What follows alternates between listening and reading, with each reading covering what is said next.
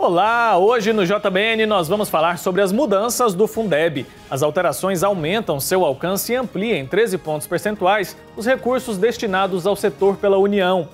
Você sabia que os óculos podem evitar o contágio pelo novo coronavírus? Eles servem como uma barreira que impede o vírus de entrar no nosso organismo através dos olhos. Mas é importante tomar cuidado na hora de comprar óculos. Um produto sem qualidade pode trazer prejuízos à sua saúde. Um especialista vai conversar com a gente sobre isso. E ainda hoje nós também vamos conferir as notícias que são destaque pelo mundo. Tudo isso você confere junto comigo no JBN, que está começando agora.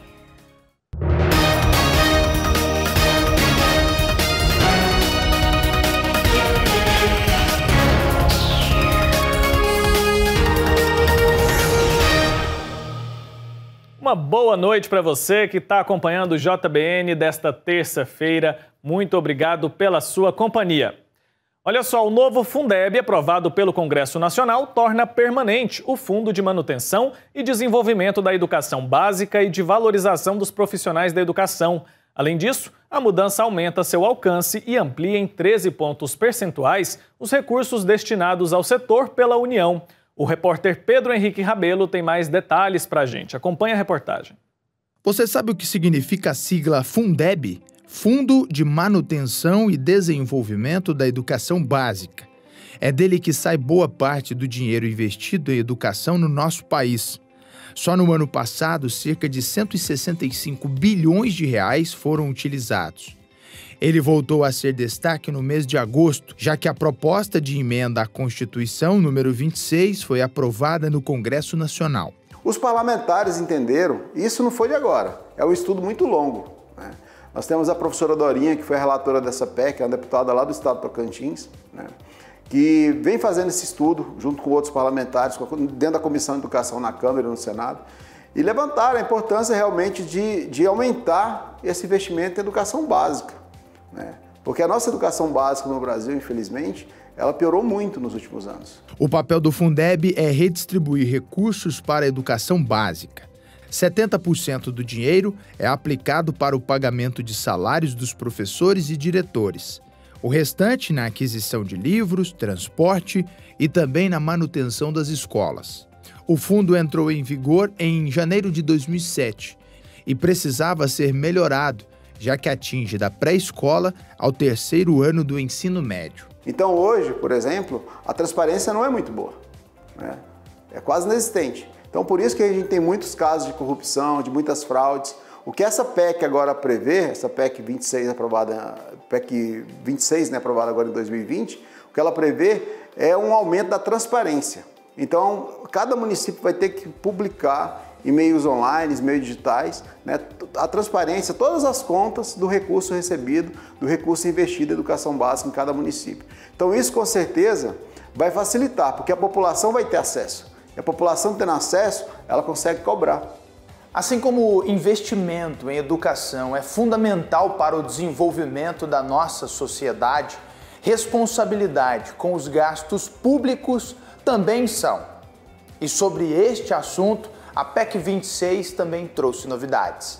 Essa distribuição do recurso ela será de forma mais igual, né? Porque o que acontece era isso, um estado rico, né, com um município pobre, né? Aí o que acontecia? Esse município pobre, ele recebia menos do que um município rico, né? E o contrário também, um estado pobre com um município rico recebia mais dinheiro do que um município pobre, às vezes tendo a mesma quantidade de estudantes, né? Então muda isso, agora vai ser distribuído de forma mais igual, né? Tem a questão também custo aluno qualidade, que vai ser envolvido nessa distribuição do recurso. Então a partir de agora, né, os municípios, né, a distribuição desse recurso vai ser feita de forma que chegue lá no local, em cada município, de forma mais igual, mais igualitária.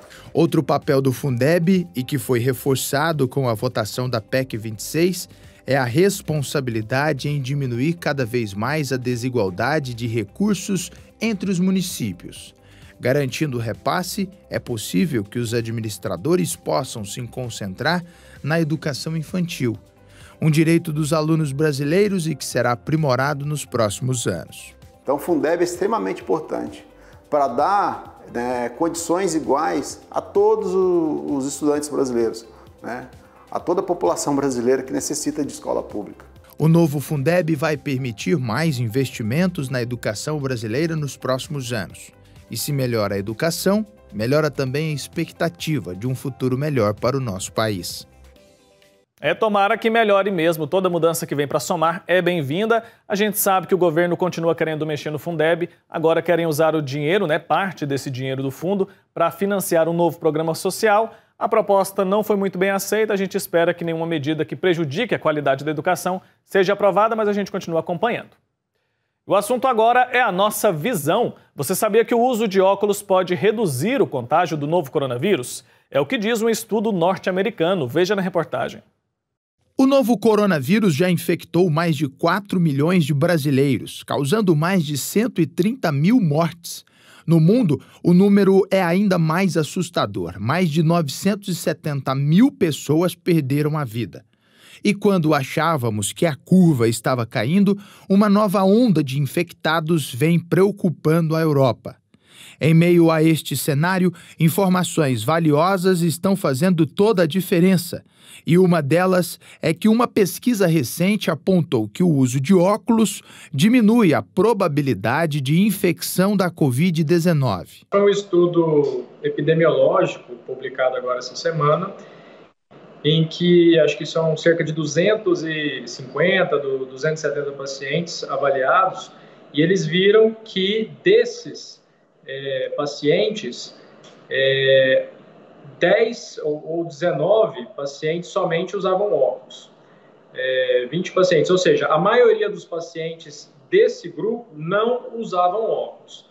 Ou seja, é um estudo que pode sugerir uma certa proteção daquelas pessoas que usam óculos. Ele não é um estudo que confirma, não é um estudo que tem uma validade científica grande, não tem um poder estatístico para confirmar que é um achado válido, mas sugere que as pessoas que usam óculos por mais de 8 horas ao dia têm uma chance menor de pegar o coronavírus. O estudo foi divulgado por uma empresa norte-americana e mostrou que pessoas que usam óculos têm 5 vezes menos riscos de serem infectadas. Então a gente pega os vírus, não só o coronavírus, pelas mucosas.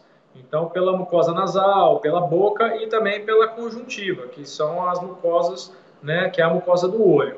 Então, eles viram que a pessoa que usa óculos, ou eles sugerem, na verdade, que a pessoa que usa óculos, ela evita, ou ela leva a mão menos ao olho. Ela não fica passando a mão tão frequentemente no olho e talvez por isso ela possa ser menos infectada do que outras pessoas. Na China, pesquisadores analisaram 276 pacientes com a Covid-19 e deles apenas 16 usavam óculos.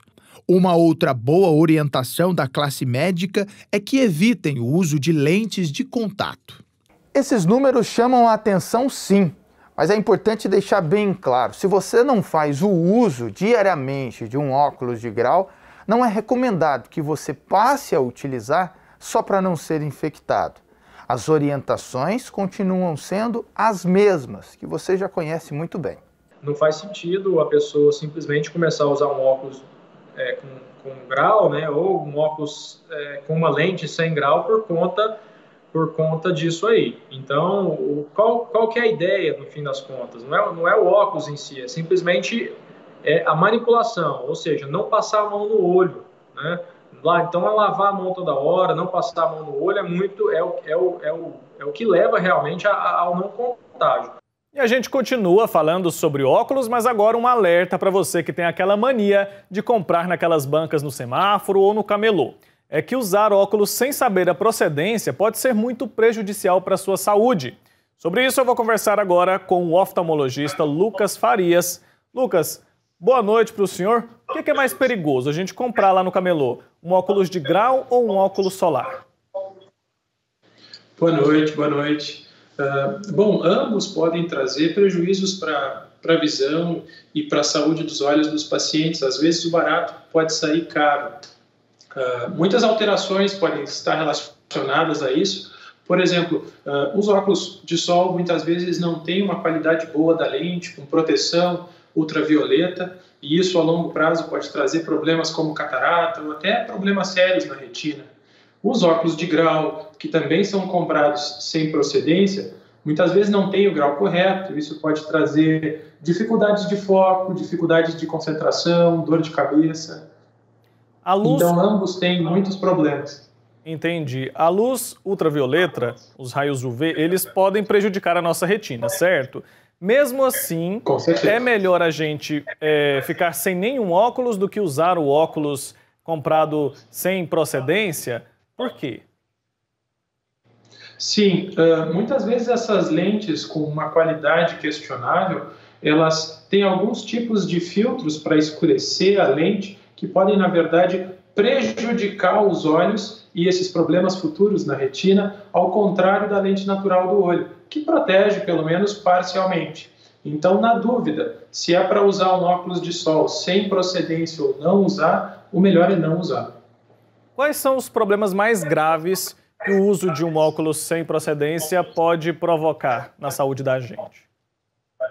Eu acho que o principal problema é a ausência de uma avaliação oftalmológica completa. O exame dos olhos ele é muito mais do que um exame de vista. E muitas vezes, quando os pacientes compram esses óculos em locais sem procedência, eles acabam pensando que a alteração que eles apresentam é simplesmente a necessidade do óculos e deixam muitas vezes de fazer o diagnóstico precoce ou até um tratamento direcionado para alguma outra patologia. Entendi. A gente acha às vezes que também só porque está comprando numa loja, numa ótica, a gente tem a sensação de que aquele óculos ele é de boa procedência. Mas pode ser que isso não seja verdade. Às vezes o lojista também está vendendo um óculos ali de qualidade ruim. Tem algum teste, alguma certificação que o consumidor pode exigir, pode ter quando vai comprar um óculos? Primeiro, procurar ir numa ótica de confiança, né, para evitar que isso aconteça. O segundo é que todas as grandes marcas de lentes de óculos, elas possuem um selo de qualidade e uma garantia. Então, por exemplo, se o seu óculos não tem esse selo ou essa garantia, já começa a desconfiar. Na dúvida, mesmo depois de tendo comprado, adquirido óculos, é interessante trazer no consultório, mostrar para o seu oftalmologista, para que ele também tenha condições de examinar.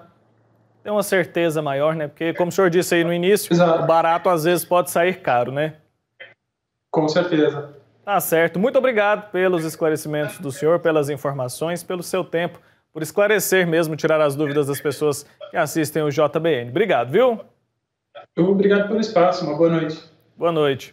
Olha só, agora a gente vai para o nosso intervalo rapidinho e a seguir nós vamos conhecer o trabalho da Pastoral Presbiteral lá em Minas Gerais e os destaques do noticiário internacional. É daqui a pouco.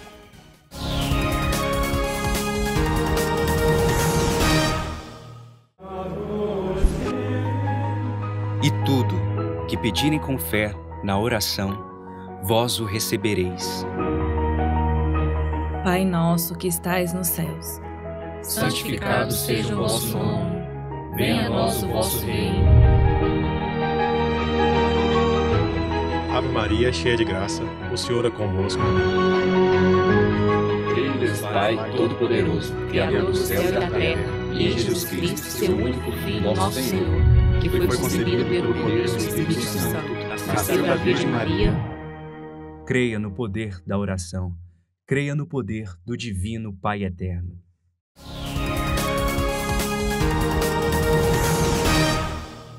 Já estamos de volta com o JBN de hoje. Muito obrigado pela sua companhia. Lembrando que você é convidado a participar do nosso jornal. Mande pra gente o seu e-mail para o jbn@tvpaeterno.com.br. Deixe lá a sua sugestão de pauta, sua foto, seu vídeo. Conte pra gente o que você quer ver aqui no nosso jornal.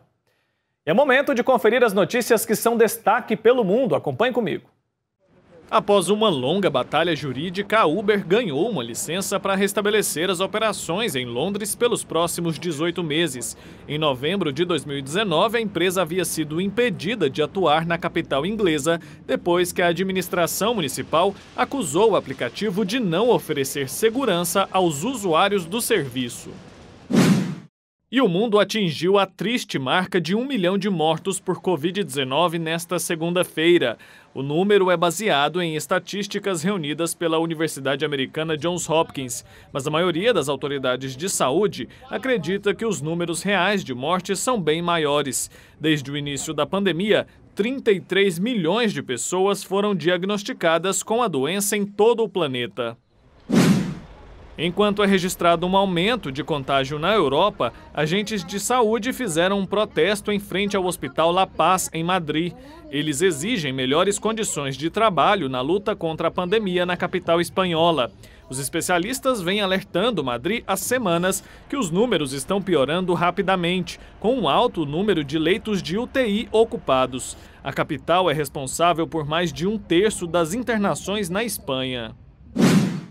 E a Organização Mundial da Saúde anunciou que pretende enviar 120 milhões de testes rápidos da Covid-19 para países de baixa e média renda. Segundo a organização, 133 nações devem receber os exames. A intenção é iniciar a disponibilização já no mês de outubro e a distribuição será realizada pelos próximos 6 meses. De acordo com a OMS, os testes serão destinados a regiões de difícil acesso, com baixa infraestrutura em saúde. O órgão não detalhou quais são as nações que devem receber o projeto. Serão disponibilizados testes de antígenos que permitem resultados em até 30 minutos. No comentário do JBN de hoje, o assunto é a relação entre o Brasil e a China. O especialista Edival Lourenço é quem fala pra gente. Vamos ver. Desde 2009, se tornou o principal parceiro comercial do Brasil. De lá para cá, o Brasil tem tido ganhos exponenciais de produtividade, principalmente no setor agrícola, mas também no setor mineral. Nossas economias são extremamente complementares. Enquanto a China tem um altíssimo volume, uma alta demanda por commodities agrícolas e minerais, nós temos demandas por manufaturados.